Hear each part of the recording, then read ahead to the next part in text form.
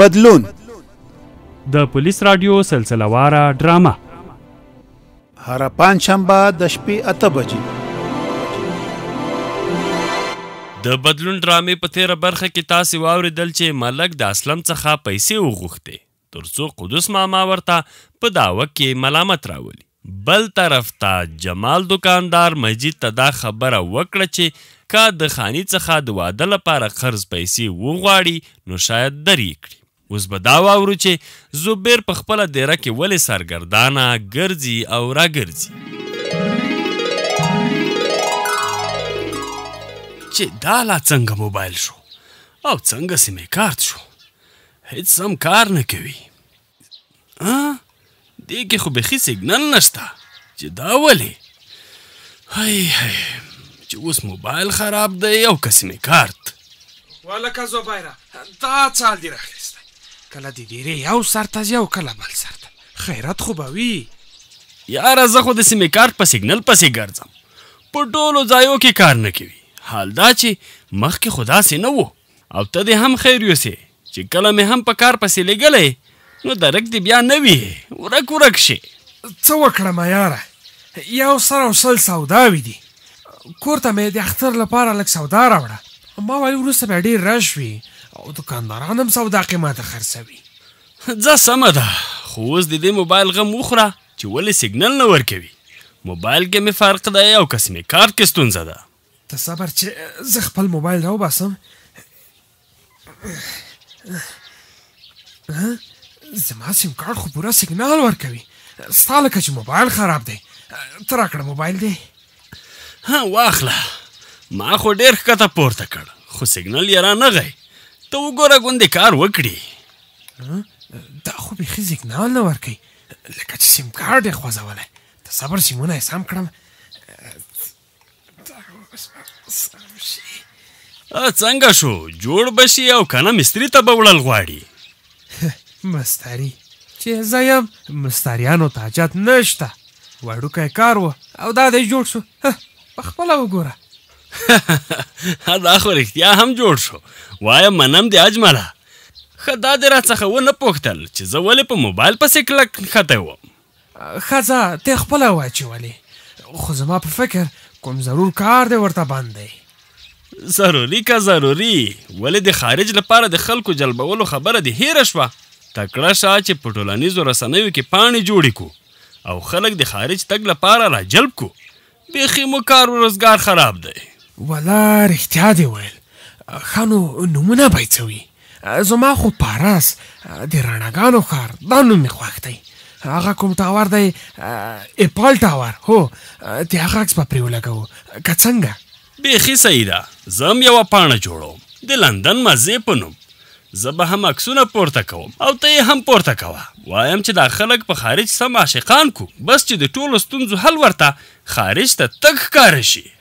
بس څه به ورته د دروغو کیسې خپروو او څه به ورته د خارج ښایسته ډېډ شوي عکسونه خپروو. زموږ خلک هسې هم څه نه دي لیدلي. دا کیسې او عکسونه به یې لیوني کړې لیوني. نو بیا ګورې څه ته اجمل جانه، نیټ چالان کا او پیل پرې وکړه. همدغه مو د کار وخت دی.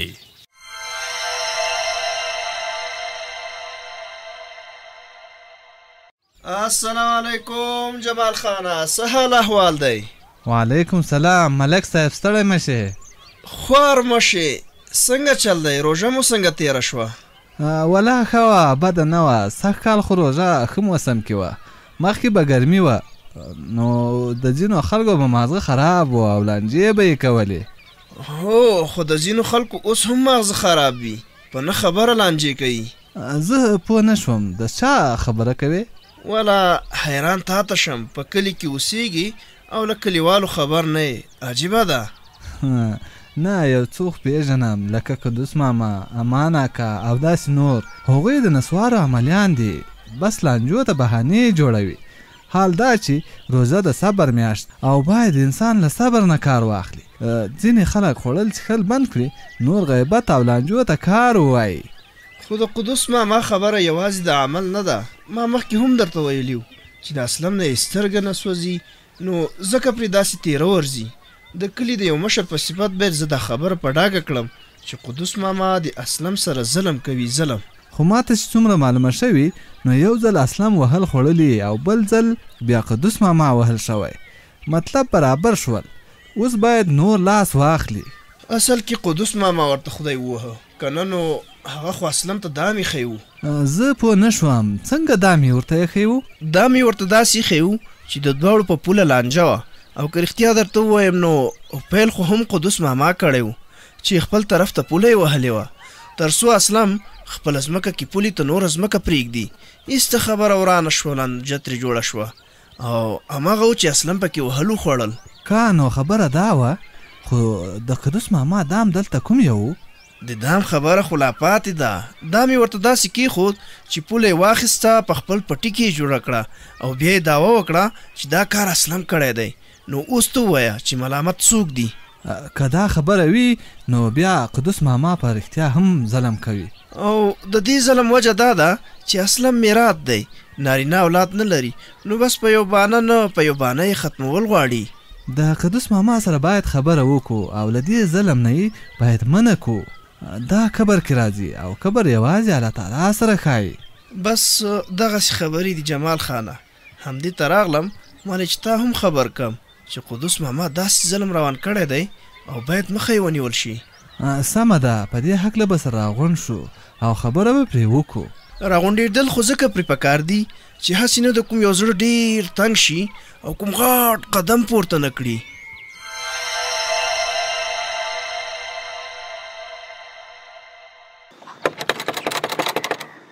نه پوهېږم چې کور کې شته او که نه، ته صبر بیا ورته دروازه وټکوم.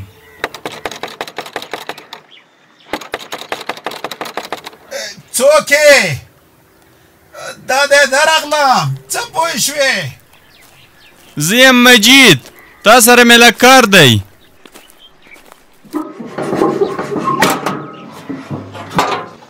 اوه مجیده ستړی مه شې، خیرت خو به یي، څنګه داسې بې وخته در یاد شوم؟ څه پوه شوې؟ راغلم ستا خواته، ومې ویل چې احوال به دې هم واخلم او بل دا چې یو ضروري کار در سره لرم، نو مې ویل د هغې یادونه به درته وکړم. وایه خدمت وایه، څه پوه شوې؟ زه دې تابعدار یم. خبره داسې ده چې زما د کوژدن نه خو خبر یې چې ډېر وخت یې وشو. اوه د هغې نه خو خبر یم چې د کوژدنې د پرختیا هم ډېر وخت وشو، خو له ما نه بیا هم ښه. څه پوه شوې؟ تا خو ښه ده کوژده خو دې کړي، زما خو د کوژدنې هم درک نه لګېږي. خبره بله خوا ته لاړه نه شي، زه به دا خپله خبره پوره کړم. خبره داسې ده چې زه راغلی یم تر څو ما ته په پور پیسې راکړې او زه د خپل واده ترتیب پرې ونیسم. خبره خو دې ښه ده، خو ادرس دې غلط کړی. له ما سره نو پیسې له کمه شوې، خپله د پیسو ګټلو لپاره هر کار کوم. څه پوه شوې؟ زما په سر خو د واده کولو بوج هم لا شته. ته خو لا ځوانې، زما خو د سر ویښته لا په سپینېدو دي. څه پوه شوې؟ ګوره په ډېر امید درته راغلی یم، تش لاس مې مه لېږه. چا راته ویل چې ډېرې پیسې دي خاني سره؟ چې هر چا درته دا خبره کړې نو زما بدخوا معلومېږي. ځکه که ما سره دومره پیسې وای چې واده پرې کېدلی نو ته څه وایې زه به همداسې مجرد ګرځېدم. څه پوه شوې؟ بس خواښه دې خپله، خو ډېر به درنه خواشینی سم که پور را نه کړې.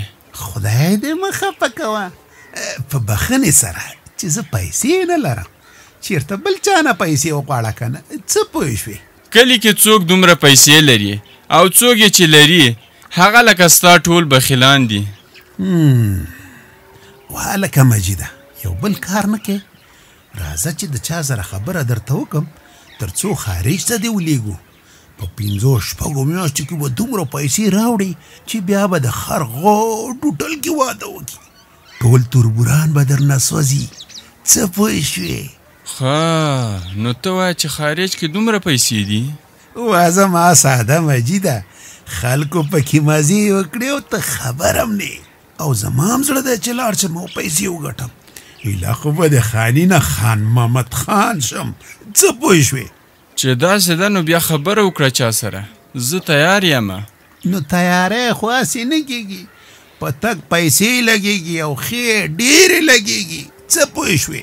هغه متل دی یو له لوږې مړ کېده بل یې سر ته پراټې لټولې زه خو خارج ته ځم چې پیسې نه لرم او ته وایه خارج ته په تګ پیسې لګېږي نو خو کوم دی څوک پیسې درکوي خو کام دې خلکو نه د خارج د تګ لپاره پیسې وغواړي دستي درکوي په لږ وخت کې کولی شي چې هم قرض خلاص کړي او هم د خپل واده لپاره پیسې وګټي هلته افغانۍ نه دي ډالرې دي ډالرې څه پوه شوې سمه ده زه به کوښښ وکړم چې پیسې را پیدا کړم توکل په خدای